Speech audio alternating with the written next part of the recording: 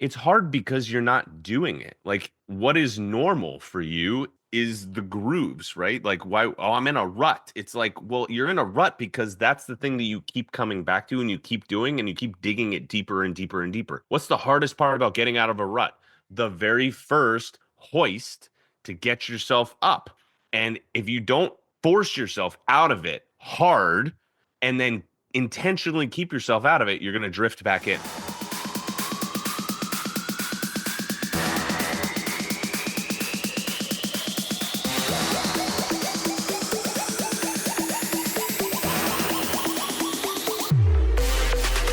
Welcome to the Bond Life Podcast, where fitness, mindset, and real talk collide. This isn't just about workouts. It's about transforming your body, mind, and life. Get ready for unfiltered conversations, expert advice, and the motivation you need to level up in every way.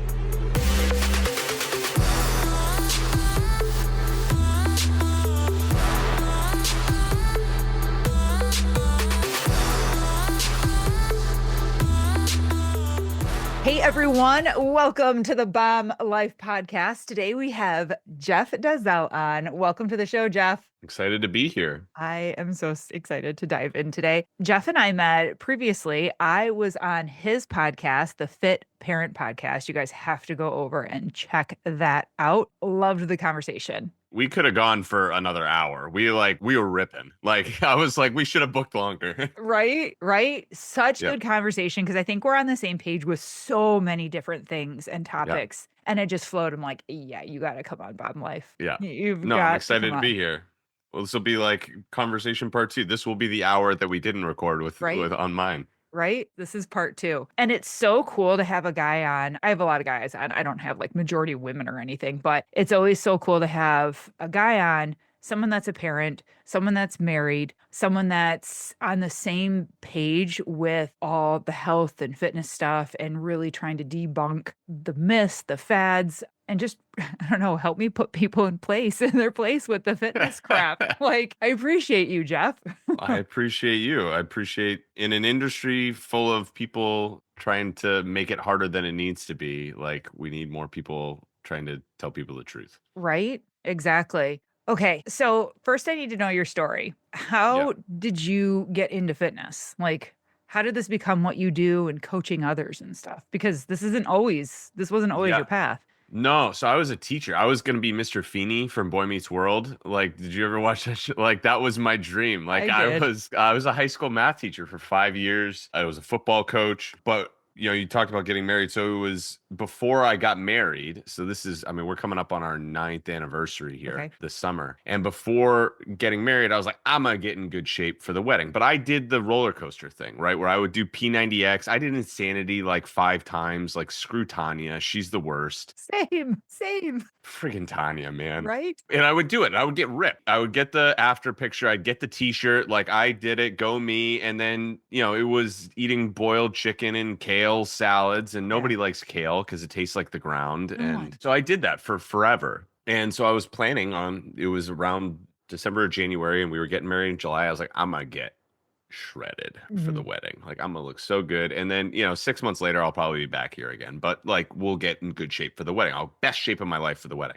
And I had a hard time doing it that time, doing what I had always done. I was like, why is this so hard? And it was a little bit for me, I think, where I realized it felt like actual insanity, because I was doing something with the expectation that I was going to have to do it again. And I was like, why do I bother, sort of thing? She's married. But then it was the one step further, which was like, if I can't get my own crap together, how am I going to be a husband? How am I going to be a father? Like, if I can't take care of my own life and I can't do hard things, like, how is it that I'm supposed to be a man in a marriage? How am I supposed to be a father to kids? And so I was like, I got to do this different. Whatever it is, I got to do it differently than I have done it in the past. And so instead of doing the 6 days a week for an hour, instead of doing the crazy nutrition, like, I started understanding it a little bit better. And that was my last ever before photo. That's kind of what I talk to my clients about, is I'm like, I want you to take your last ever before photo, because taking another before photo sucks. Oh my God, it's the worst. It's like when you, especially if you've tasted it and you're like, I know, and I ruined it. Like it's almost worse than if you had never been successful because you know that you had it and you Yeah.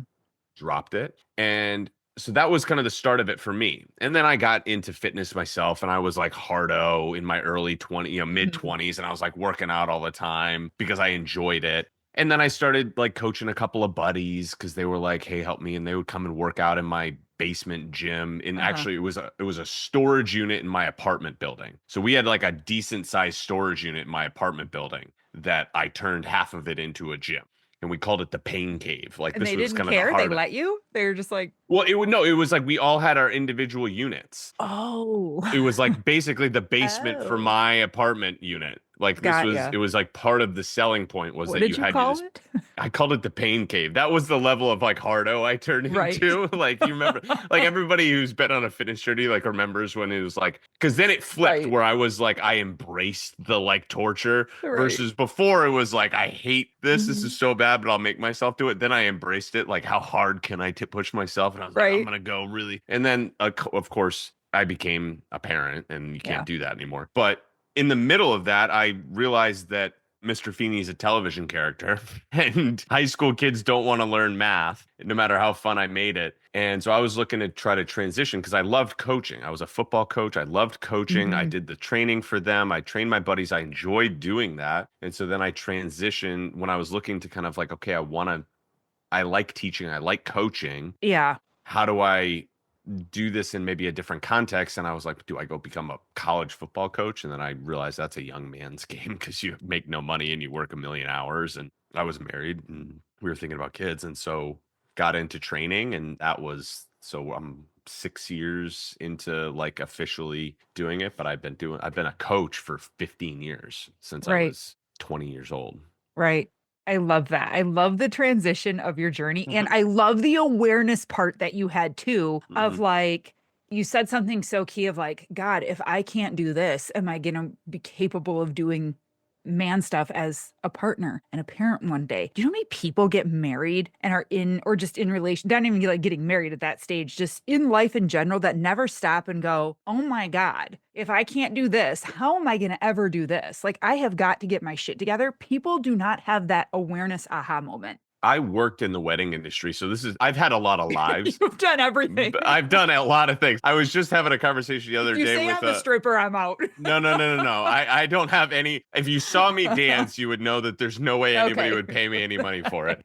I do like the Carlton dance. I look like, that's my Oh vibe. But God.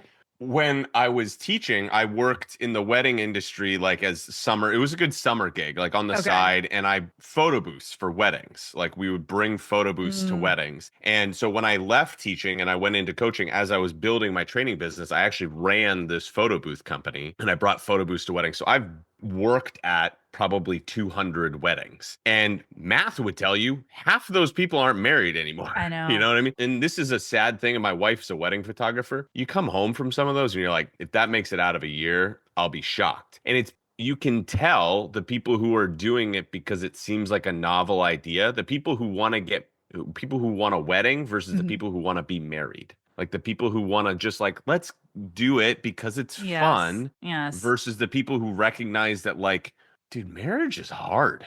There is nothing that for me that has held up a mirror for how self-centered I am than being married. That made me laugh. I don't know why. That's but it's so true. Because you have to be like the two Yes. become one, and it's such a oh, I have to think about the other person, but all I want to think about is me, and I want them to think about me. Yes. And it's a pride swallowing thing. And it has been the best decision of Mhm. my life is who I picked as my partner and my Right. wife. But gosh, it's not. The wedding is the easiest part Right. It should be. by leaps and bounds. And so I'm grateful for the people in my life who kind of were like, listen, there's stakes here. Like, Yeah. don't do this because you think it's a cool idea. Just like kids, right? Like, you don't have kids because you think that they're cute. It's like Right. you have to, like, being a parent is the best thing I've ever done. And second place isn't even close. Yeah. But it's also the hardest thing I've ever done. Hardest And thing in the second whole world. place is not even close. Yeah. And You so you see, have to be able to embrace both those sides of it. right. And you see too many people like having them just because, like, well, we got married. That was supposed to be like the next step. And it's like, Yeah. oh God, oh God. You were talking about how hard marriage is. And I openly talk about, like, I was married for 17 years. So Jeff, if you love that woman, you are gonna, I put myself and I'm like, we are gonna make sure this lasts for life. And if it gets hard, you let me know and I will direct you in any ways that I can to Yeah. prevent that, because I'm married for life. I truly Mm. did. Yeah. You're talking about how marriage is hard. And I have said this before, I'm sure, on this podcast, other podcasts, about how marriage and fitness go hand in About to hand. say it. Yeah. You have to wake up every single day and decide, I am in this marriage. I am in this relationship. Regardless if you went to bed mad or if you had a terrible day the next day, you have to wake up and be like, this is where I'm choosing. And that goes for the man and the woman. You both have to do it. And in fitness, you have to do the same thing. You have to stay committed. You have to wake up and decide, I'm going to work out today. I am going to stay on track. I am going to eat the right foods. It's so like closely related. It's crazy, but Mm. people don't look at it like that. They don't look at Mm. fitness as a marriage and a commitment. It's like an optional thing that I can get in and out of. Well, imagine if we looked at a marriage like that. Yeah. I'm going to give 80% to my marriage. Could you imagine? And then what? The next 20% you can cheat on the weekends? Well, what if the same thing is happening with your health and your fitness? I'm gonna give it like an 80% shot. I mean, an 80% for fitness might sound good, but what if that 20% is just horrible and you're really binge drinking? You are really we're just eating out every single meal, Friday, Saturday, and Sunday, and people just aren't looking at it like that. I think there's two things with that I think are high stakes, which is two things that I talk about all the time. One, you take like the reason why divorce is high and people is because people think that there's an opt out. Yes. And so if you have the exit ramp in mind, you will take it because it's hard. And so if you have the idea of like, let's take quitting off the table, quitting with I mean, like there's situations, right? Like there's exceptions, but the rule is like we're till death do us part. It's Right. not till it's inconvenient or till it gets hard or till I don't really enjoy their chewing anymore. Like it's till death do us part. And so if we take quitting off the table, then it's like, well, we have to figure this out. And the same thing is true with the fitness side of things, which is like, we don't like last ever before photo. We don't go back. There's no opting out. It doesn't mean that it's going to always be flawless. It doesn't mean that you're not going to have hiccups. It doesn't mean that you're not going to have like relapses or whatever Right. it is. But if it's always with the idea of like, I have to figure this out because I'll stop when I'm dead. I'll be done when I'm dead. But like, this is the rest of my life. And then the second component to it, and this is how I do the 80-20 rule. I think the 80-20 rule is good with nutrition. Like I'm 80% adherent, but I think it's flawed. Because, and this is where the marriage analogy, I think, hits. Because you're not going to be 100% good in a marriage. Like, you're not going to be 100% in terms of, oh, I did the right thing. I loved my spouse. I handled that well. We all make those mistakes, and it's going to happen. Yes. The difference, though, is the intention. So what I say with the 80-20 rule is it's 80% adherent, but it's 100% intentional. Which means if I'm off track, like if I have pizza with my kids or I have a margarita on my date night with my wife, that's a choice that I made ahead of time with clear eyes. And I knew what I was doing. It wasn't accidental. It wasn't where all of a sudden it's just like, okay, my heart isn't in the right place. I gave up. I threw in the towel. And the same thing is true with marriage. Like if I did it, if I messed up, if I made a mistake, then there's the turn from it and go back to what it was that you were trying to do. We apologize. We turn and we try to go back to the other direction and do better with it. But the intention is like, I'm not out with the intent to hurt my wife. Right. I might do it unintentionally, but like, yeah. And it might be an accident. I'm not going to nail it 100% of the time, but my intention is always to try to move forward together better. Yeah. Yeah. Support me on this. Okay. I want you to back me up on this. Okay. Throw I'm this not at going to you. blindly do it, but I trust you. Are just say you are. No. Yeah. Yeah. Trust me. Correct me if I'm wrong. Yep. Deciding to not decide is still deciding. Okay. So follow me on this, which I know you already are. When people are in what we're talking about, right, and they have to make a decision, they have to decide that morning to choose fitness, to choose to be married or whatever, and you stay in this place of like, well, I don't know yet. I don't know yet. I don't know if I'm going to sign up with Jeff and work with him. I don't know if I'm going to, start this diet this week, or I don't know if I'm not going to be in this marriage. And you keep that on. That whole, like, I don't know, I'm just not going to decide for like a long time. You're still deciding. You are still making a decision to be exactly where you're at. And deciding to not decide is still making a decision. What do you feel about that, Jeff? I'm gonna sound 100 years old right now. Okay, go for it. This is my problem with the talking stage that has become very popular right now. God, gag me. Yeah. Right? So, but this is that, which Mhm. is like there's no talking, right? I know. You're so lucky to be married. I would never, I I can't know. do it. I would be so bad, right? But like we make a decision, because if I'm just in the talking stage for forever, it's like, oh, we're just talking. I'm talking to multiple people. It's like, no, then you don't care. You don't care. Like, talking has a purpose, which is to set up for dating. And if you're going on dates, you're dating. And then maybe you decide to be courting, which might be one step further, which is like, okay, we're only dating each other. And then it has a progression to it. But if I'm half in, half out, that's the fun uncle mode. It's like, okay, you can Like, just take the kid back, right? Like, yeah. if you want the good without the hard, then you're not going to get the good. If you want the good without the hard, you're not going to get the good. You should write that down and put it on a t-shirt.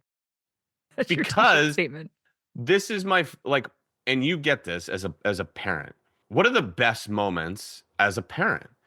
It's like post, like, tantrum, like absolute dumpster fire, where you're like, Yes. why did I even you? Like, this was so hard. And then they finally like set, and they come in, they're like, I just needed a hug. And they cuddle in, they're like, I love you, mommy. I love you, daddy. And it's those quiet moments that nobody else gets, but you get them because, as a result of, it is the byproduct of doing the hard thing over and over and over again. There's a reason why moms have that special relationship with the kids. They get the best, but they also get the worst. Mm-hmm.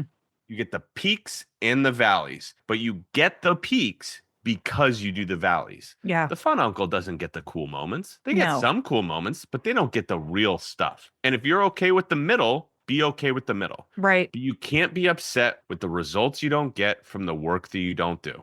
Yeah. I'm always saying, I think I just said this to my kid the other day. I'm like, you can't complain about what you tolerate. Very similar.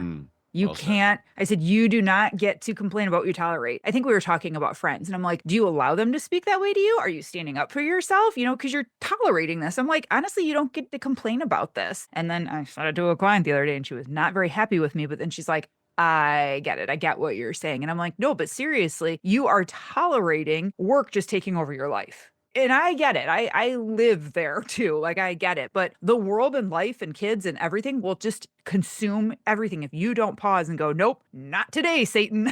Like, not today. And you take control. I'm like, you don't get to complain. You don't get to complain about being overweight then. You don't get to complain about being burned out, honestly. And I know that sounds really harsh to a lot of people, but it's the truth.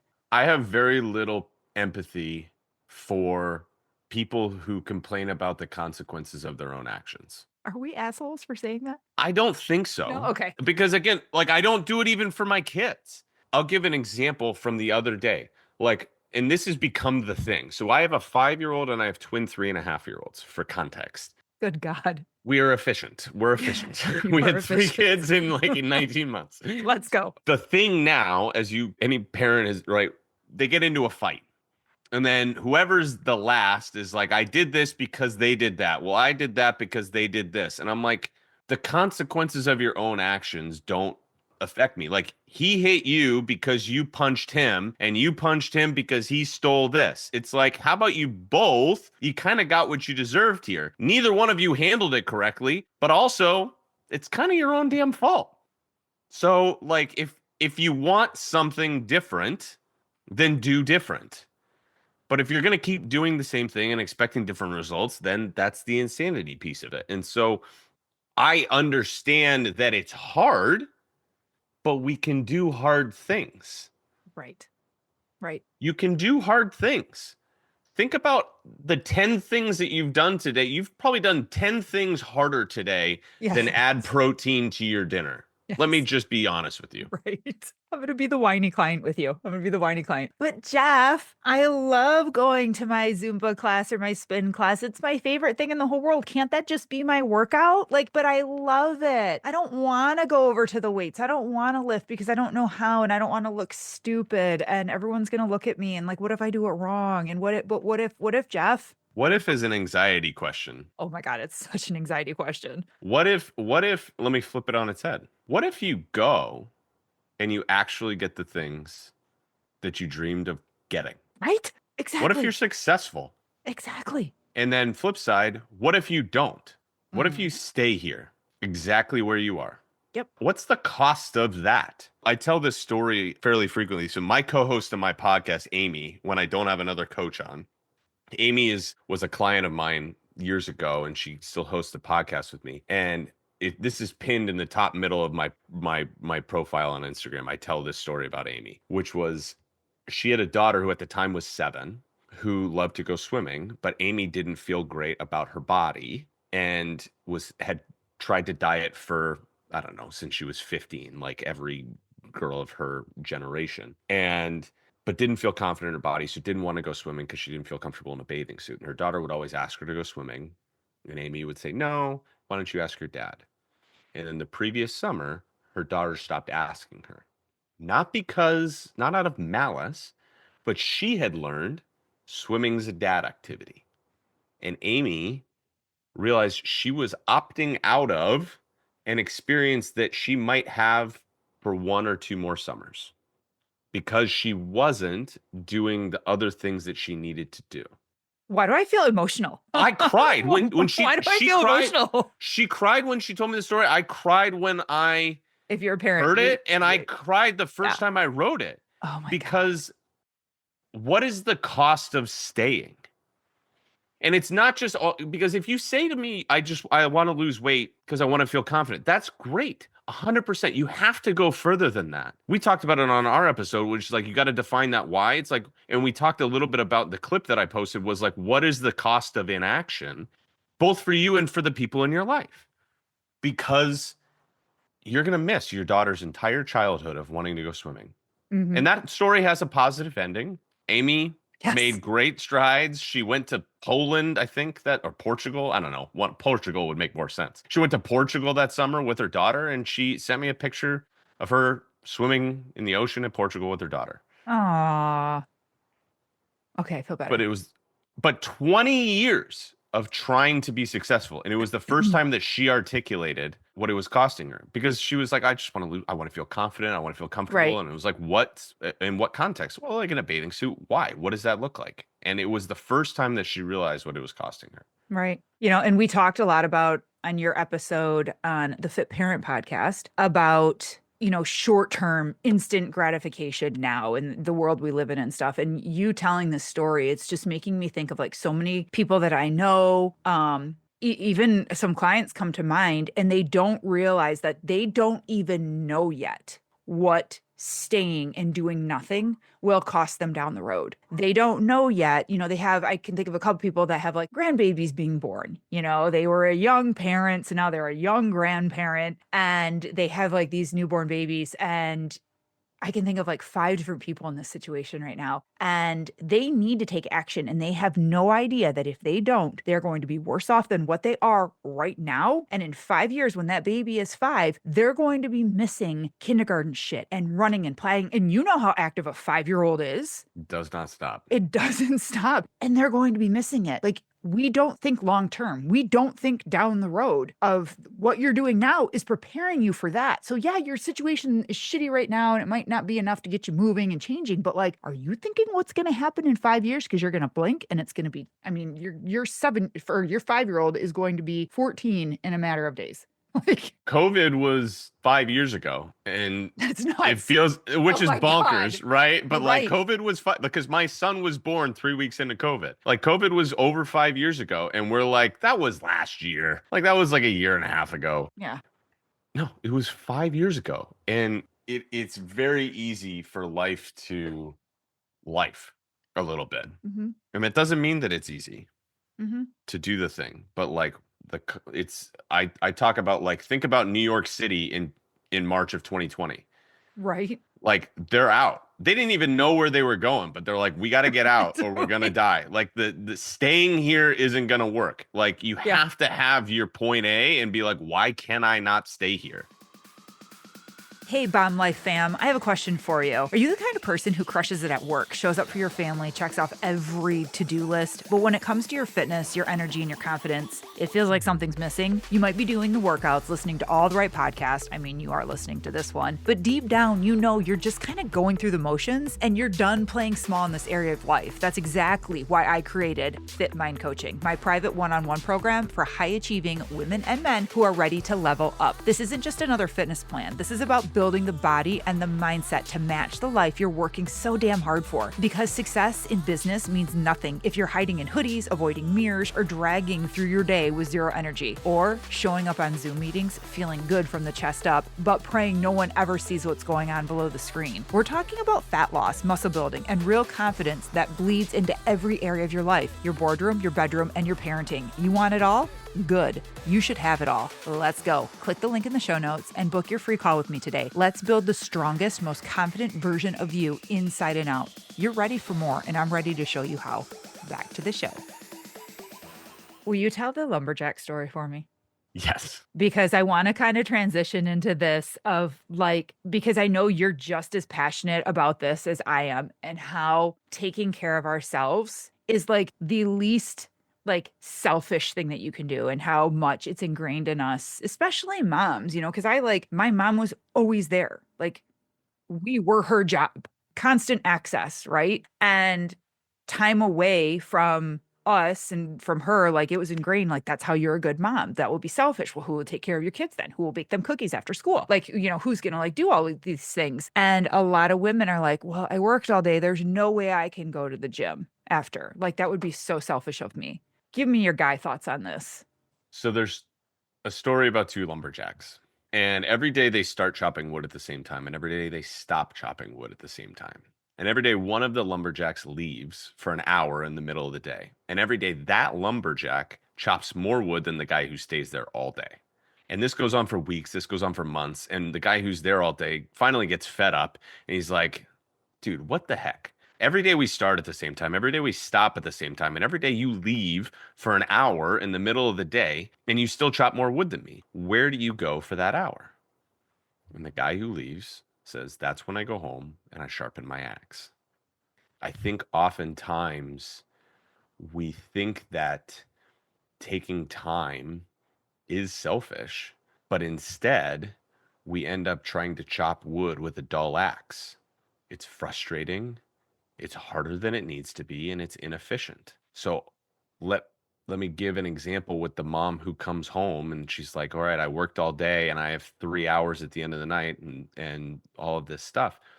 Well, you can exist in the room as a shell of yourself Mm-hmm. for 3 hours, or you can take an hour to go to the gym or to go to the grocery store or whatever it is, and then be present for 2 hours.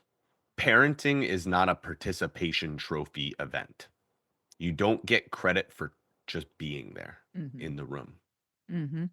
You don't. And this is coming from somebody who struggles regularly as a parent. Like I wrote this Same. in the tension of parenting is unlike anything I've ever experienced, and it's like the Grand Canyon. You can't describe it to somebody who's not there. Like you can't use enough words to describe the tension of it. But I know the days where I like don't have it.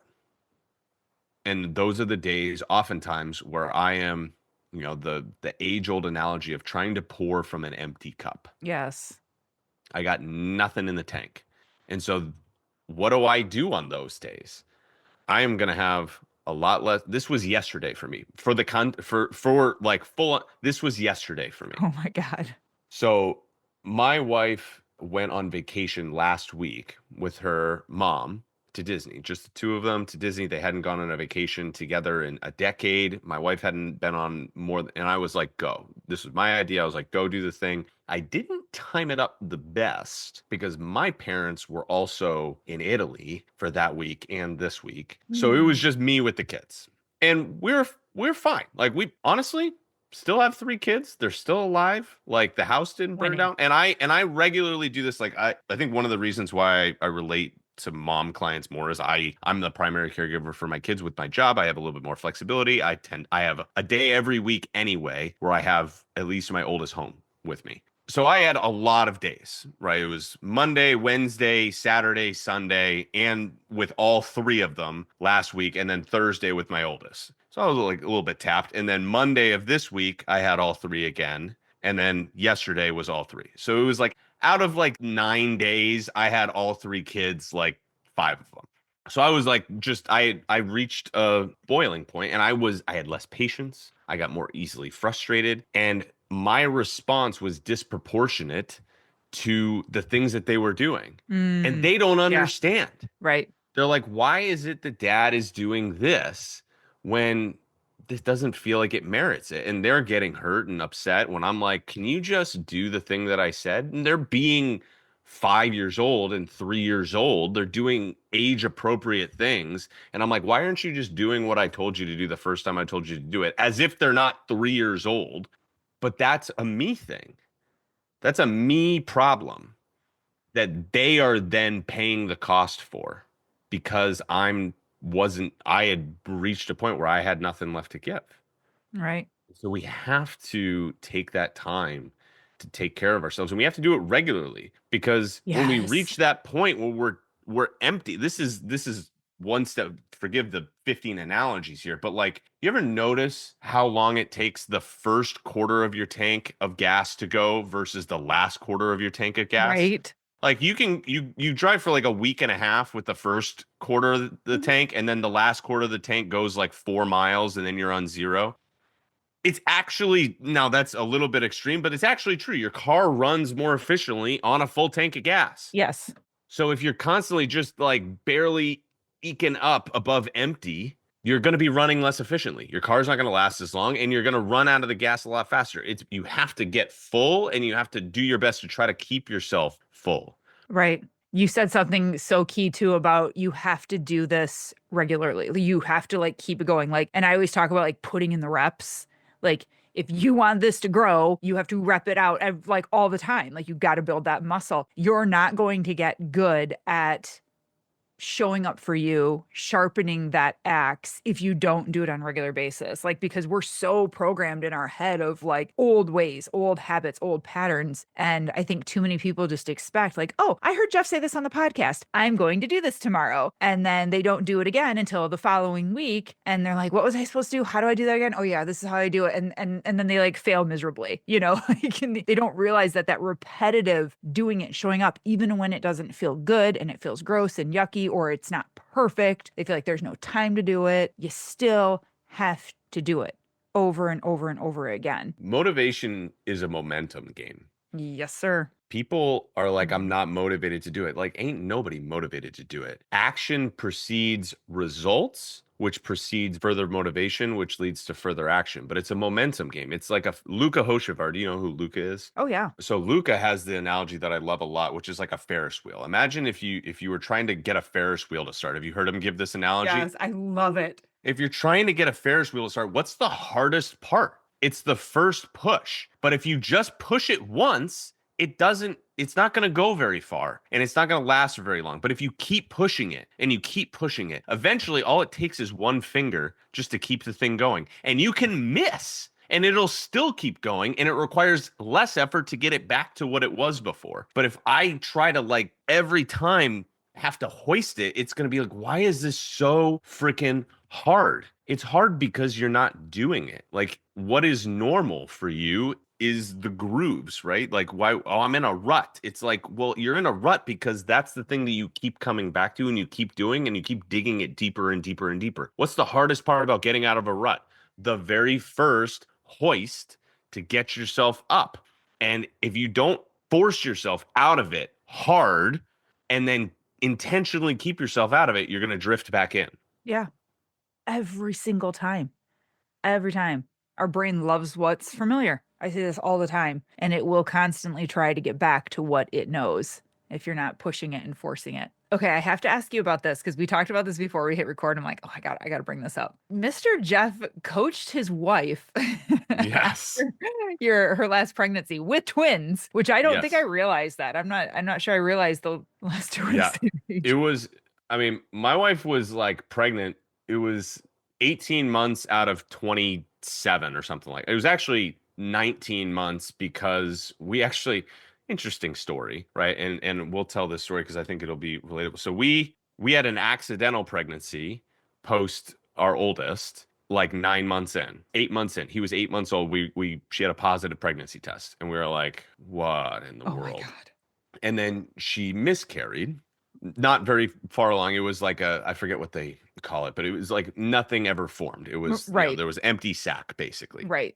And so, but she had to go in and get the procedure. Hmm. And then, like, before she even got another period and we went back on birth control, she was pregnant again. And it was the same situation where it was, she had the same symptoms. She goes in, it's an ultrasound. And what happened with the first one was go in, there's an empty sac, but it's like, it could be too early. Come back in a week and we'll see. Okay. And then there was no heartbeat. And so then they did the procedure. Same thing happened with the twins, but there was two empty sacs. And so we lived for a week in a world where we could have 0, 1, or 2 kids. And this was, Oh and my then God. we go back a week later, and this is peak COVID. This is early 2021. I couldn't go with her to the appointment. So she literally she called me and she's like, there's 2 heartbeats. And I was like, oh my goodness. All right, here we go. What did we do? And so she was pregnant like 9 months or Yeah. 19 months out of 30 or something like that. And which was just bonkers. And so Oh, she didn't, and she was always super fit, like always super active, like loved it. And she just like didn't feel at home in her body anymore. And we yeah. tried getting her a coach and she tried a lot of different things. And finally she just asked me, she's like, can you help me? And I really didn't want to. I hired one of my I friends in know. the industry who's a great coach and did great work with her. She just was like, can you do it? And I was like, I really don't want to do this because I wanted to be her husband. I wanted to just be Right. her cheerleader and be Right. like, you look beautiful. I'm proud of you. Keep Right. doing the work. And like, I can do some of that as coach, but I can't do, like, I also have to have the hard conversations as coach. So I had to be like, listen, if I'm going to do this, we have to do this like you're a full blown client where we have conversation, when we have call, like we have a, like not a call, like we're not going to get on Zoom from the same house, but I was like, we're going to have a coaching meeting and Right. I'm not your husband. Like How I did you am do that? How did you just have to get really clear that like we're literally shutting off our relationship when I am in this role? And like when you have to tell her like, Yes, because I had to, and I worked very hard to be like, this is your thing. Like when I Mhm, wasn't in coach mode, mhm. when she was like, can you get, Ben and Jerry's from the grocery store? I was like, I would just ask the same way that I was a husband as, are you sure? And that Right. was it. Yeah. And then if she said yes, then I'm like, cool. But I was like, I'm going to give you, and I would have done that regardless, but I was just like, I'm going to give you one opportunity to say yes or no. And again, I think that that's always the question that we should ask, Yes. I which agree. is, I'm sure you're from precision nutrition, the red, yellow, green light foods, but I think of, and the red light foods are not eat never, they're eat less. So when Yeah. you think about ice cream, when you think about pizza, when you think about margaritas, they're not eat never, they're eat less. And they're part of your overall nutrition because if you cut them all out forever, it sucks and you Yes. can't stick with it. But I think of it as a right turn on red. So it's like I stop and I just make sure that I want to go. Right. That's it. And once I go, I commit to going. Mhm. So we just want to give ourselves that opportunity to be like, all right, am I sure I want to do this? And so I was husband 24 hours a day, 6 days a week, and 23 and a half hours of the day the other day. Mhm. And we had a half-hour conversation, which was like, this is what we're focusing on. And it helped that I also like cooked the food and, did the things. But I was just like, Right. it was basically just like, I want your buy-in on what Yeah. it is that we're doing, Yeah. essentially. And if we have the buy-in, then I can be like, okay, cool, go do the Hmm. thing.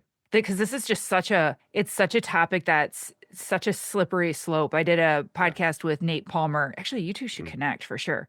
Please. Yeah, he's another fit dad in the space, and he's got a great podcast, Million Dollar Body. Shout out to you, Nate. You guys, we talked about this. You guys would hit it off. And how do you say something to your partner when they have put on weight? And we did like a whole hour episode on this, and it takes a real special couple to be able to train and work out together. I'm not saying it's not impossible, but it takes a lot of patience. There's always usually one person who knows more than the other person. It just takes a lot of communication. It takes a lot of dedication to that relationship too. And both people have to be open and listening and willing when you're in the weight room, and it's just a very special situation. And unfortunately, a lot of the time when I see partners working out together at the gym, I just saw this yesterday, that's crazy. A lot of the time you see the guy leading the girl and he's getting very frustrated and he's like, Yeah. what are you doing? Do 10 more. And she's all like hunched over and like Mm. dying, and she can't lift a 5-pound barbell, and he's all like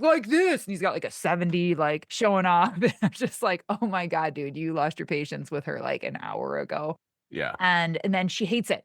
And then she's got a bad Mm. taste in her mouth. She's like, I'm never doing this Yeah. again. You're such an asshole. And it just like, I just see like the progression, and it like explodes. And unfortunately, that's what happens majority of the time. Yeah. And you just got to be in the right space and you have to Yeah. have the right kind of relationship to be able to do it and make it work. I'll say this: 4 years ago, I wouldn't have been able to do it. Hmm. And I don't think that I nailed it by any stretch of the imagination. My wife would tell you. Like, we did a podcast episode where I like interviewed her about the experience, and Uh-huh. I have a screenshot. It popped up on my memories because it was about a year ago that we recorded it. I have a screenshot from when we recorded it together, and she's looking at me with a face. It's like, did you seriously just say that? Like, that is our relationship. And so certainly not flawless, but a few years ago, I wouldn't have been able to. Hmm. And it's because there's such nuance to the experience and understanding like what drives what people. So like you get this, I think, Yes. with how many people you've coached. There are certain people who, if I coach them a certain way, they're going to shut down. It's Yep. just not going to work that way. And there's certain people that if I coach them that way, they would never do it. Like if I was softer and more encouraging to one client, they wouldn't do a thing in the world. I have to be like, buckle up, buttercup. Like, we got work to Yes. do. Versus I have some clients, if I was like, just do it the way that I said, they'd be like, you're a jerk. And they would opt out. So like the relationship develops a little bit. Hmm. And so it was, and part of it is we'd worked out together for a long time. Like we've been together since I was 19 years old. So like we've known each other for a long time. I understand how she operates relatively well, Super important. but it's not something that I would recommend for almost anybody. I agree.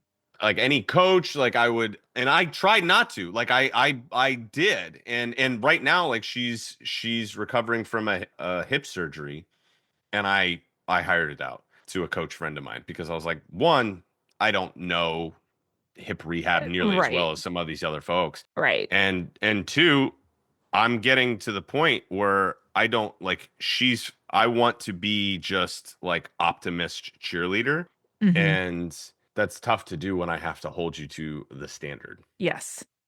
Makes everything very mucky waters. Yeah. Nothing is clear. Oh my God. Okay, Jeff. Last question for you. You did a reel. Everyone has to go watch it. I'll share it on my Hmm. story too about Chick-fil-A and Yeah. why they are so freaking successful. Yeah. And I loved this analogy, and I think this would be a good way to end this episode together and explain a little bit why Chick-fil-A is so successful and the well, I'm not gonna ruin it. I'm like gonna let you say it. Like I'm gonna ruin the story if I just say No, it. you're good. So I actually spoofed this. I think you'll appreciate this. I got this from Alex Hormozy did it about just like business lessons from Chick-fil-A. And I was like, there's so many analogies, this, between Yep. business and finance and fitness, right? The concepts are the same. Because the thing is, the concepts for everything are the same. It is.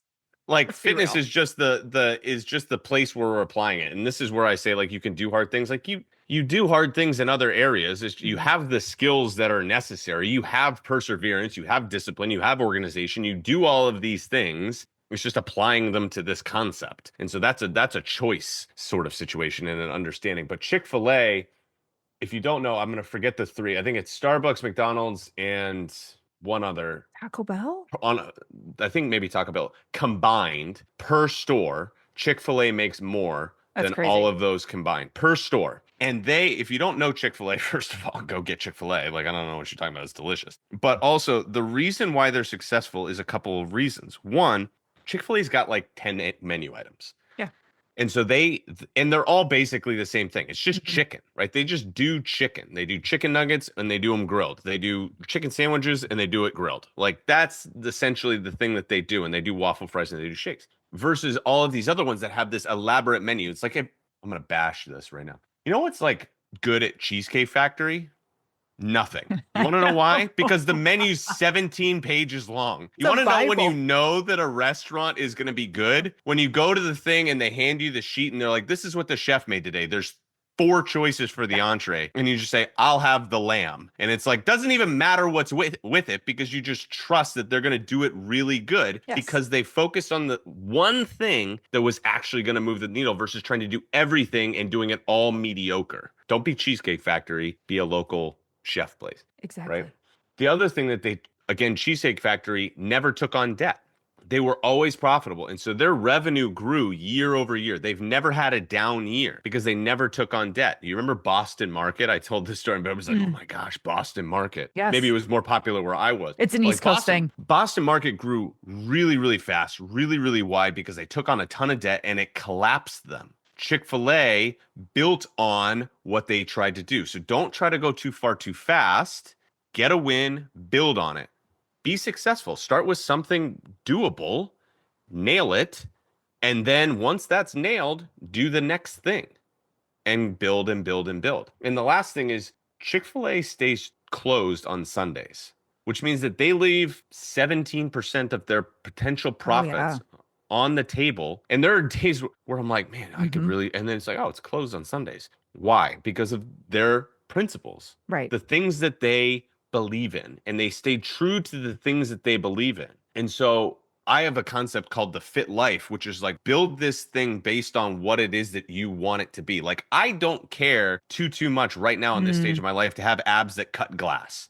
I don't really like I'm not because I wouldn't love that, but I'm not Right. willing to do what Zac Efron did in Baywatch to Exactly. get looked like he was carved out of granite. It's Yeah. not that that's a bad thing. For what he was doing, he needed to. But for me, my kids don't care if I have a six pack. They care if I can do another daddy uppy. They care if we're doing pizza night on Wednesday. And it would be weird for me to not be able to participate in pizza night with my kids all the time, Yes. right? Like on occasion, I'll make decisions other times. And it would be a bummer for me to go on a date night with my wife and not be able to share cheesecake at our favorite restaurant I or know. have a margarita, which I love. Like, find the things that you really care about and double down on those things that are true to your values. And again, this is the 100% intentional, 80% adherent thing. Hmm. If I'm eating something that's quote unquote off plan, that's red light, that's like maybe not ideal, I'm not eating chips.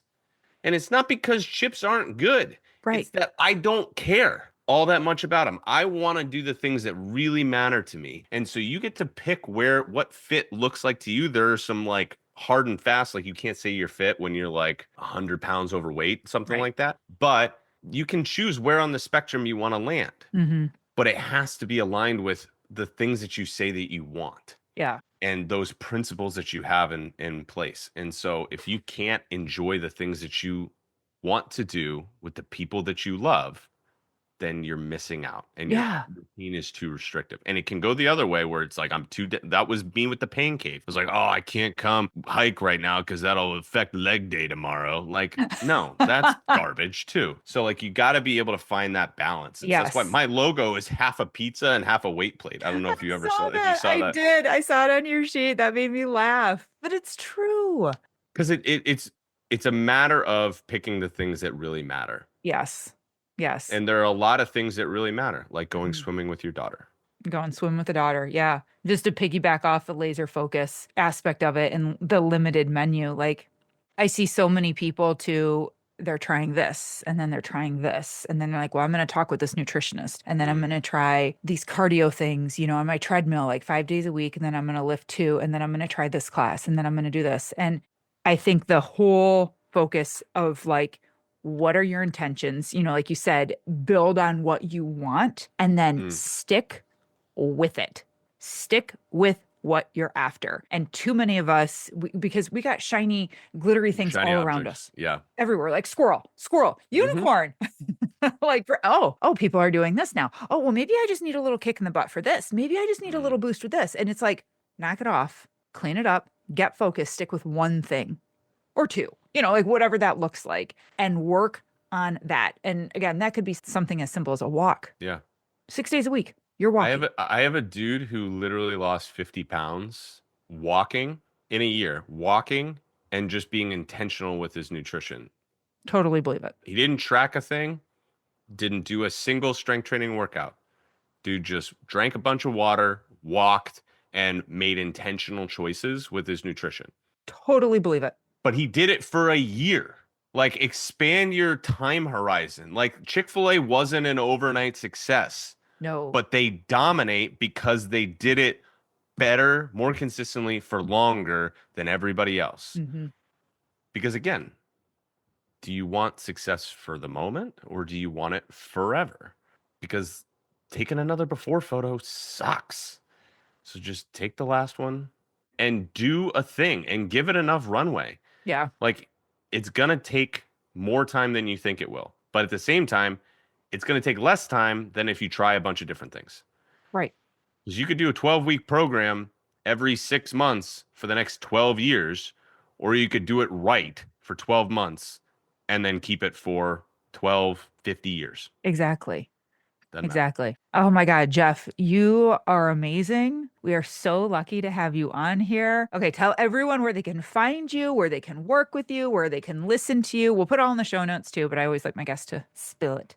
I appreciate you having me come on. And again, I think that we're very aligned. It's good to know that we have good people in the industry. So I have the Fit Parent podcast. You can listen to the episode that we did. Melissa and I did. Oftentimes I have other guests on, but a lot of times it's me with that client, Amy, where it's just I'm talking about whatever my clients are talking about that week. And I just say what I've been saying to them all week in that form. You can also check me out on Instagram at Jeff Dalzell Fitness. And then my website is jeffdalzellfitness.com. There's a bunch of guides there as well that you can download. Perfect. But if you came from this episode, I'd love for you to just shoot me a message. It just says Melissa so that I know that this is where you came from so I can, or Bomb Life. Send Bomb Life, not Melissa. Send Bomb Life. Okay. Because that sounds even cooler. So I know that you came from this and I can thank Melissa for getting to know you. Oh, perfect. Perfect. Jeff, thank you again for coming on. This was a pleasure to do. And I hope we get to continue to work together in the future. I hope this isn't the last time we talk.